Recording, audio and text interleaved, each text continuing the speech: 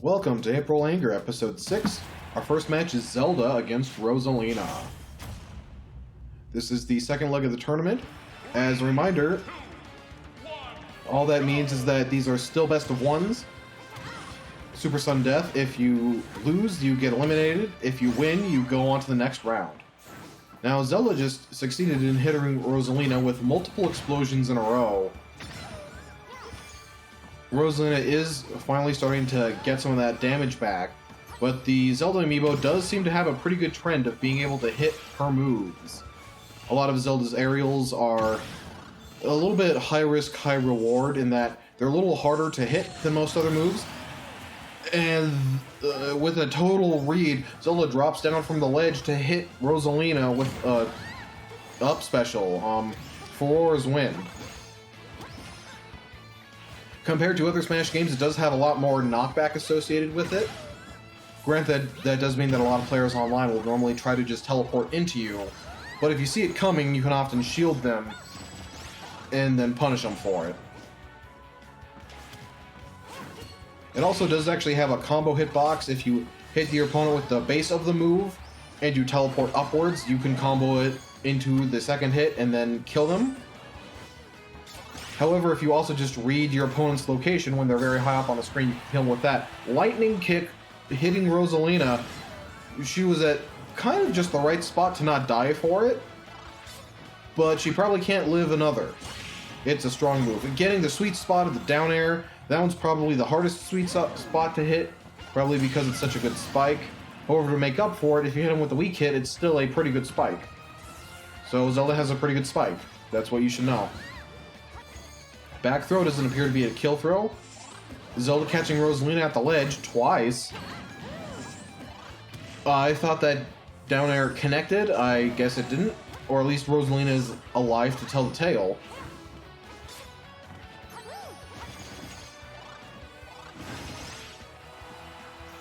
That's not enough to kill Zelda either.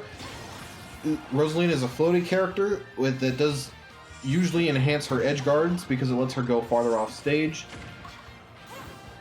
Zelda just seems to be in playstyle just perfectly countering Rosalina.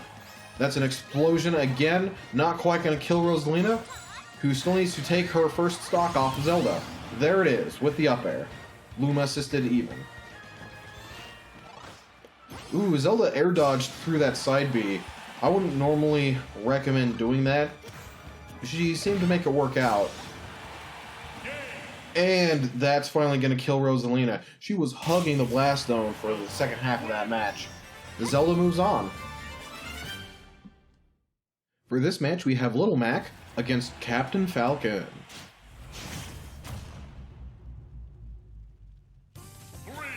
They're going to be on Final Destination. Traditionally a great stage for Little Mac because he does worse in the air and he does great on the ground.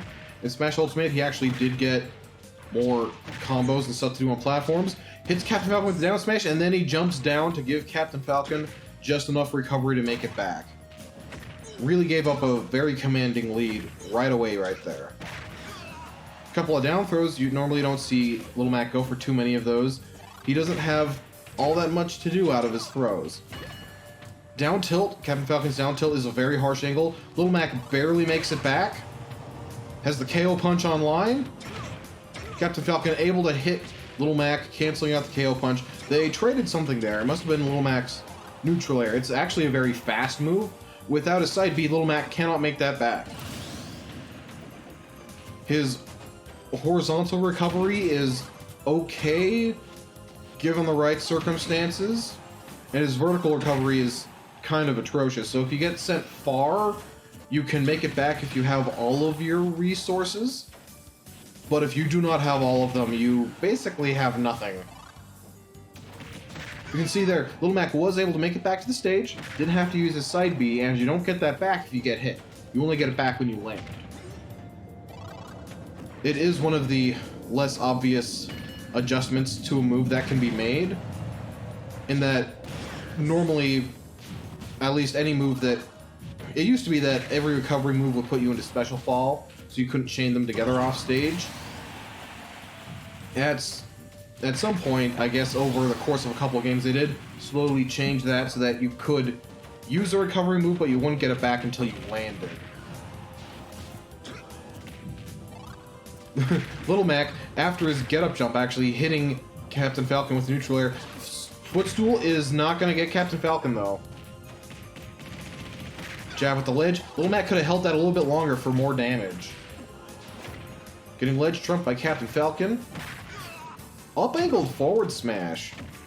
It would be so hard to program the amiibo as to... And once again, they trade. Little Mac with the neutral air. Hits Captain Falcon with the KO punch. At that percent, it might have been a little excessive, but it's keeping him in this match.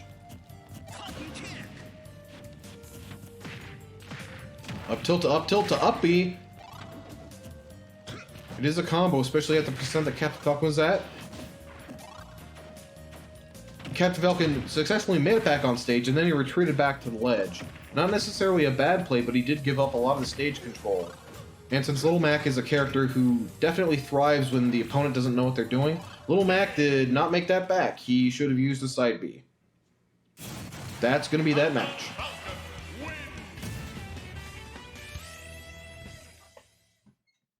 And what do we have here? It's Yoshi against Kazuya.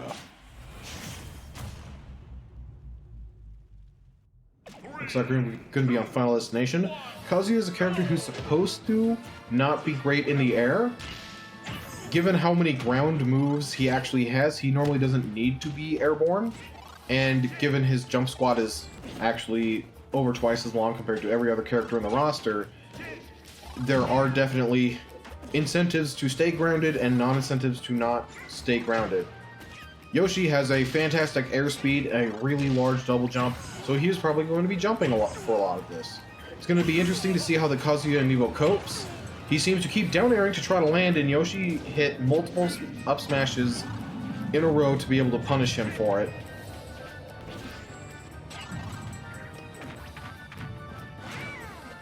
Yoshi sends Kazuya off stage. Kazuya goes low. His recovery is actually pretty good. He has a very high double jump and recovery move because he can turn into a double form to get wings. So naturally those are good for recovery. It would be disappointing if they weren't.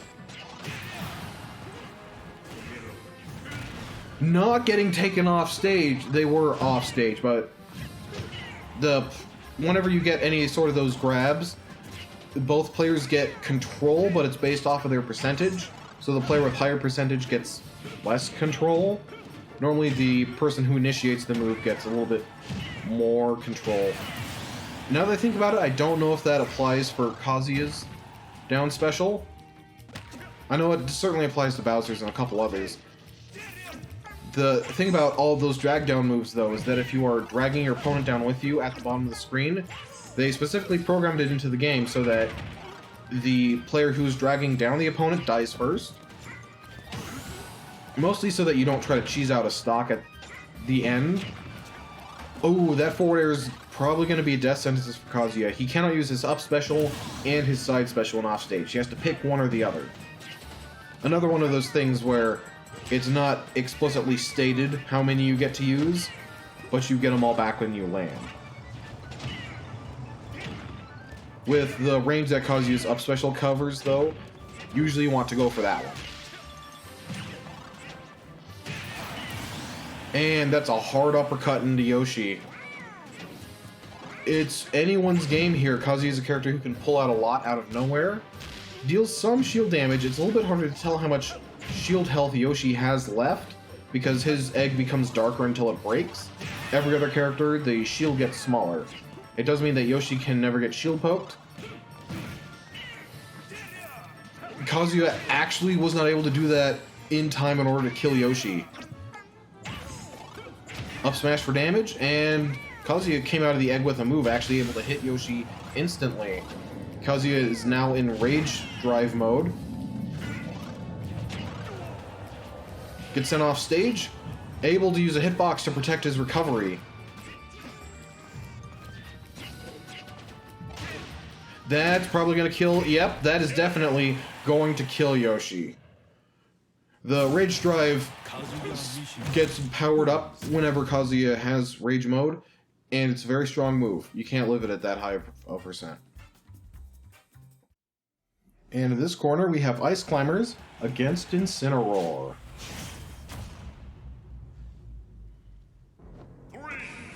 Looks like we're going to be on Final Destination for this match. Alright, Ice Climbers have already gotten Incineroar into a corner. They got him off stage. Incineroar was able to recover, but it's not a good sign if you're getting sent off stage that early. Incineroar's recovery is, I guess I'd call it below average. He has a couple of different approaches he can use, so it's not bad. However, the actual distance you get on the recovery is a little bit short. Incineroar actually able to hit both climbers with the Darkest Lariat there. Second Ice Climber not able to make it back. Looks like Incineroar's AI tried to take him off stage to try to take them out. One Ice Climber off stage, not a situation you normally want to be in. Tech rolling on the platform. Try to use a grab on an Incineroar who is already above you. That's not a strategy that will get you places. Well, it might get you to the blast zone.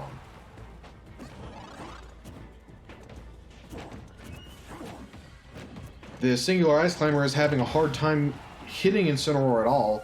The whole time he's going to be auto-healing through the damage. And Dash Attack is going to finish off the Ice Climber's first stock. Hoping for a random forward smash to hit Icy. Instead, they get hit on their own. The second Ice Climber was not able to shield in time and therefore got damaged. Incineroar doing a great job of splitting up the Ice Climbers and spikes them for their second stock. Incineroar is normally regarded as a pretty great amiibo. That being said, the Ice Climbers have definitely pulled off some incredibly commanding steamrolls this tournament season. It looks like maybe it's finally not going their way. Incineroar not able to make it back. If he used side B, he might have been able to make it back, depending on when he used his double jump. Ice Climbers starting their up air shenanigans, not getting them. The second Ice Climber is actually, the first Ice Climber is actually able to cover for the second Ice Climber. That's the thing with the Ice Climbers. Just because you hit Popo doesn't mean you hit Nana. And they can and will make you suffer for that.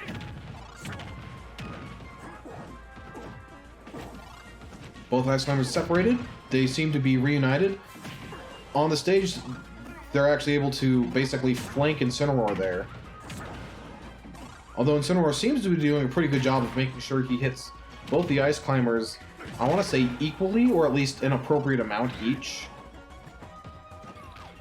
Not that you normally want to balance how much you hit each one when, but when they're both just sort of floating around you, you definitely do want to make them, well, you want to get them hit. Dancing on a platform, they get sent to the other platform. Ice Climbers don't run into that. They did not. They punished with a down air instead. A strange punish, because if you time it wrong, you die. Instead of going for an forward air, they go for a air dodge back, losing their second Ice Climber as an indirect result of that poorly planned out punishment. Incineroar making it back, he does lose his Lich invincibility, but the Ice Climbers just sent out multiple ice cubes at him. This match is not decided, but it is basically decided. Fourth throw at the ledge, that's not going to kill Incineroar. He does go low, so he's able to make it back. The horizontal recovery on that's probably going to be Ice Climber's stock. Doesn't matter if they could grab the ledge or not, they got spiked. Incineroar, despite having a low recovery, isn't bad off stage. We've got Pranha Plant against Corrin II. We're going to be on Battlefield. This stage is probably neutral for both characters, in that none of them probably has an advantage over the other. Only thing I can think of is that Pranha Plant's down special, if done in the right location, can cover any of the platforms.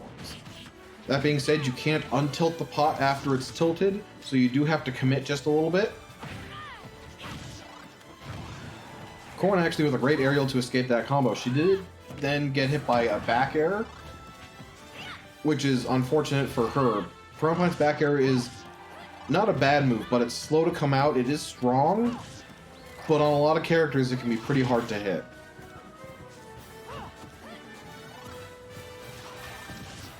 Corrin with a really bad down air gets punched by Pranha Plant, who threw the Patui the wrong way. I can't think of a situation where that, in the situation they were in at least, where you would have wanted to have thrown it left. Up smash is going to kill Corrin. Pranha Plant's up smash is actually a pretty strong move. Makes sense. He's in all of his games, at least most of them. He definitely chomps at things above him. So you do not want to be above Pranha Plant. Corrin going off stage and actually gets the edge guard with back air. Raw forward smash. Usually you can't land that sort of thing, but Corrin seems to have been able to make it happen. Pranha Plant starts juggling. Getting, I want to call that a read on the side B skewer into not doing anything. Corrin can actually act pretty quickly out of the skewer animation.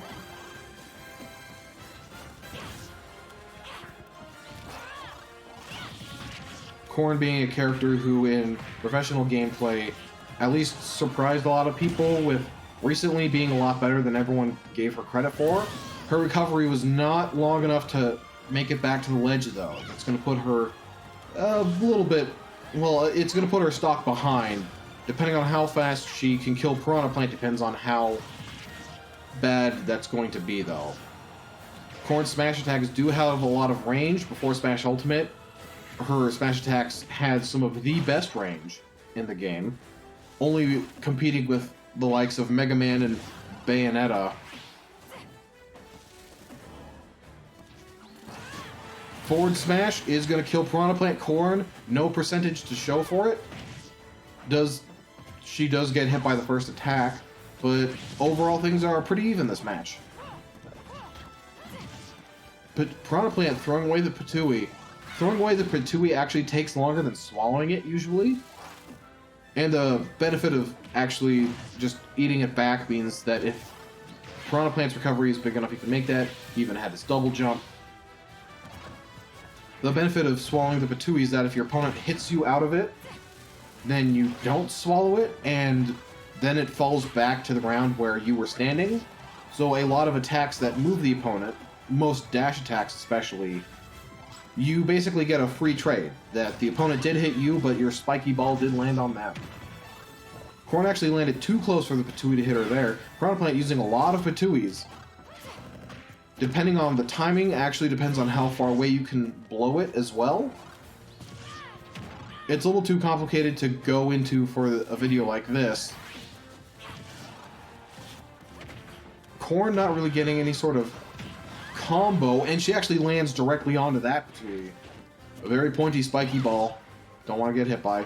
Gets Pranha Plant off stage, goes for a forward air. She probably should have gone for a back air. You do have to commit once you leave the ground. Most characters cannot turn themselves around in the air, and those that can usually require a specific move to do it. Down air right to the ledge. Up smash is long enough to hit the platform. It's going to take Pranha Plant out of the tournament.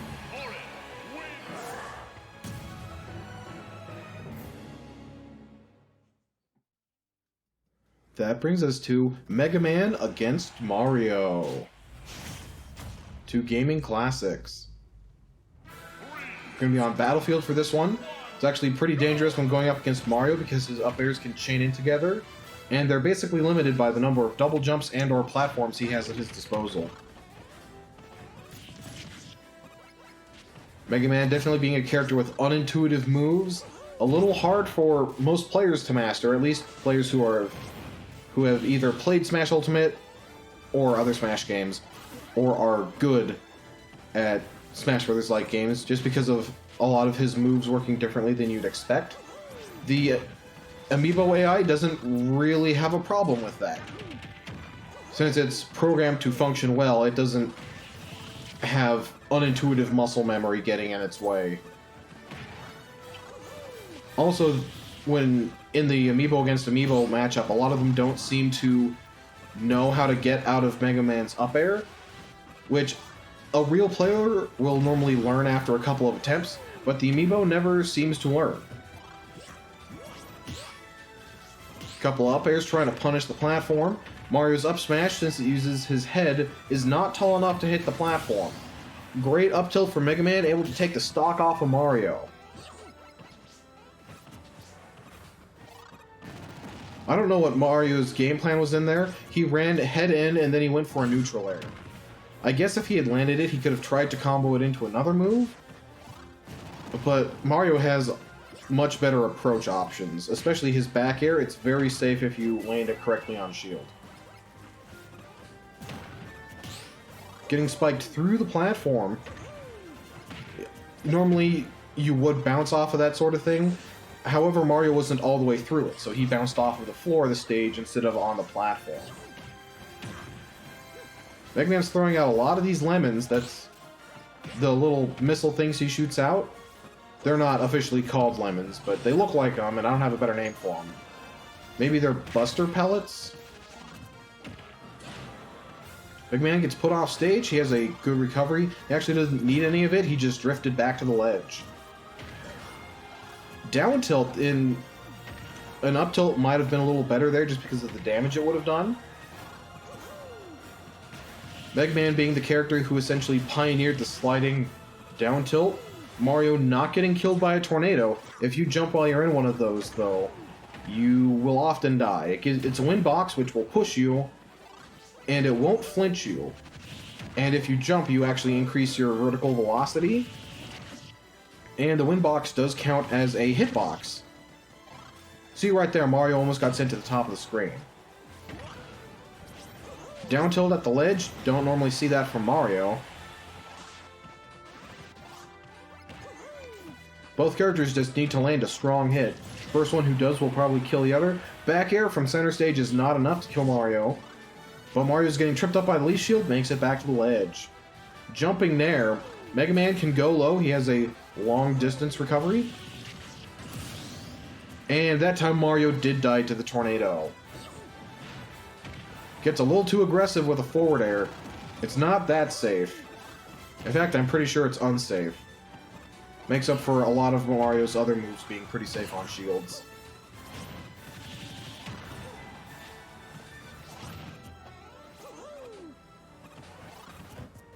Mario trying to pressure Mega Man on the platform, gets an up air, but he doesn't get anything after that. Back throw, at that percentage, not enough to kill. He uses up his flood. Don't know why on that one. Lingering hitbox with the dash attack was actually not long enough to cover Mega Man's spot dodge. Mario going for a ledge trap? Nope, he goes for a last minute edge guard when it's way too late. Mario air dodging out of the tornado. I especially don't recommend that, since it gives you pushback.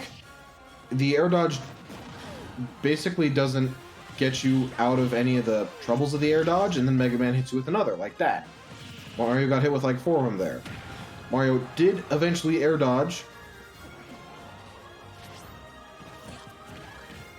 Gets grabbed, thrown off stage. Mega Man able to avoid all of Mega Man's harassment. Gets him with an up B past the ledge. That is actually something you can do. If you hold away from the ledge, you can recover through it, which is good for recoveries with a hitbox.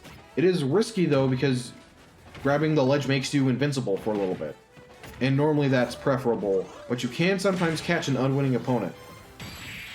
Up tilt is going to kill Mario. Mega Man doing great work with the up tilts that game. Definitely got him the win.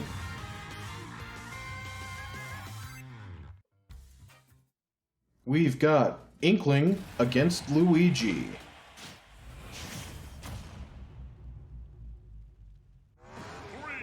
Looks like we're going to be on Town and City. Nope, this is Smashville. My bad. Interesting, we haven't seemed to have gotten it too much. At least this video. Now that I think about it, I think this is the first time in this video we've actually seen it. A little strange. Strangely enough, the time is actually just so that we have the evening layout. There was also a daytime mode.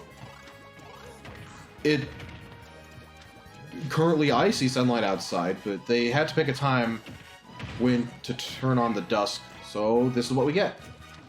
It is actually cool because Animal Crossing is a game that definitely has things depend on what time it is. And Luigi's not able to make that back. He probably should have used the side B. So the fact that the Smash Brothers stage uses the system's internal time is a nice touch. Inkling reloading, actually, if she had stopped after the first reload, she could have actually successfully reloaded her ink without getting punished. When you do reload the ink, even though it looks like your character is completely within the ground, you do still have a hitbox, so your opponent can hit you. However, that being said, you aren't especially tall, so a lot of projectiles will just fly over your head. Not metaphorically, by the way, I mean literally. Luigi getting sent off stage, his airspeed is really bad. It's actually one of the worst, which is why he usually needs to use the side B to recover to the stage, because without it, he just cannot make enough distance. So you can very often pressure Luigi off stage, and oftentimes just throw yourself in the way of his green missile, and that will stop his recovery enough. You do need to watch out, though. He does have a 1 in 10 chance of getting a misfire. Well, there's one right there. It doesn't usually get you stuck on the stage unless you're right next to it. That being said, because the misfire is so fast and so long, it does happen a lot more than with an uncharged version. There's a speed requirement that needs to be met. The thing to watch about a misfire is that it is also very strong.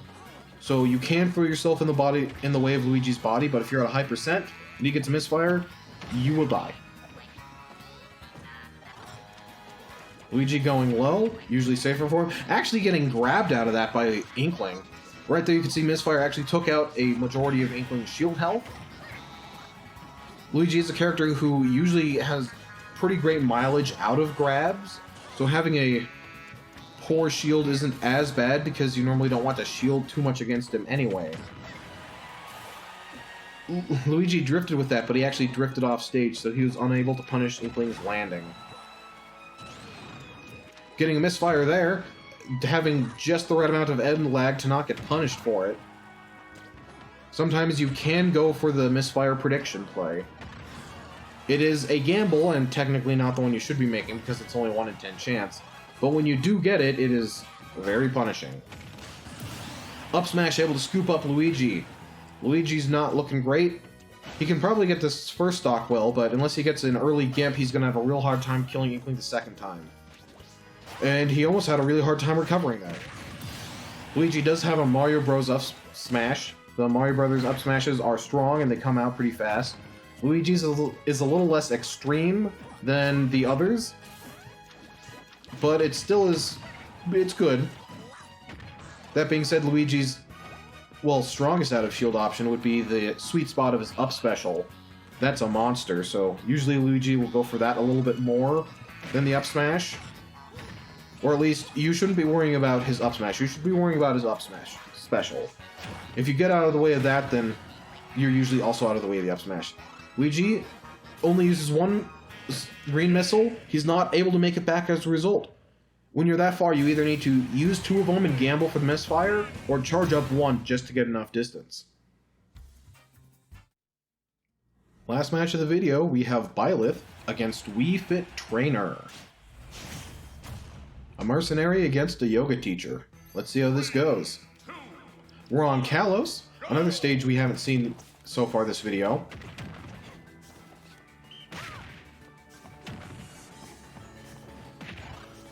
Byleth getting absolutely manhandled by Wii Fit Trainer.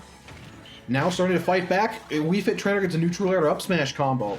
If she had the forethought to put on deep breathing before that, then it actually could have killed Byleth. Wii Fit Trainer may not be needing the deep breathing based off of the 100 to 30 damage percentage. Okay, Wii Fit Trainer, you have to do something else to make it through that move. Actually gets grabbed by the up special. Side special barely not killing. They were on a platform, so that certainly affected it. And the one by the ledge will actually kill. things turn around for Wii Fit Trainer real fast. Byleth trying to footstool Wii Fit Trainer. When someone's in a shield, you can't footstool them. Or at least, you get the boost off of them, but they do not get put in the footstool animation.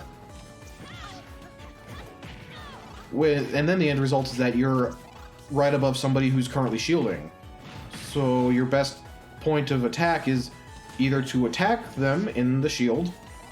You can try to land and grab them, but the opponent in the shield can jump out of the shield with practically no lag other than the standard jumping lag. So they're either going to hit you with an aerial or possibly a smash attack, depending on which of their moves are better.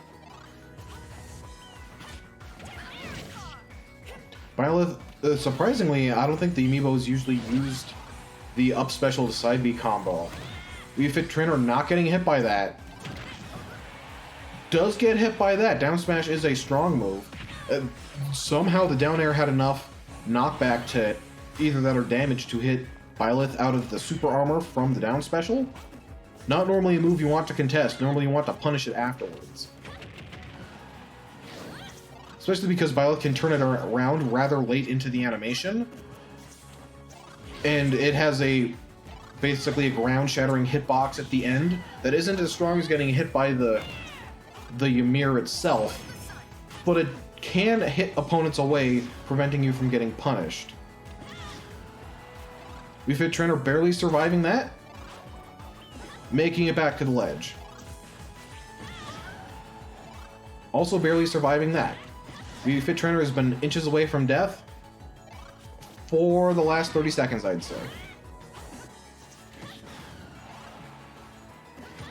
Yep, commentary is going to be really thin here. It's just Wii Fit Trainer getting swatted away like a bug. Byleth does finally get the kill, and auto heals back up to full. Not a great sign for Wii Fit Trainer. And after such a strong commanding lead, forward smash too slow. Gets 2 hits of the jab, doesn't go for the third. A little strange. The third hit, if you hit all 3 of them, it actually will bury an opponent for just a little bit. The back hit of the forward smash. A lot of Wii Fit Trainer's moves, since they're based off of yoga poses, put her in a unique stance. And a lot of the general theme of her moves are that they have a couple of weird hitboxes going on.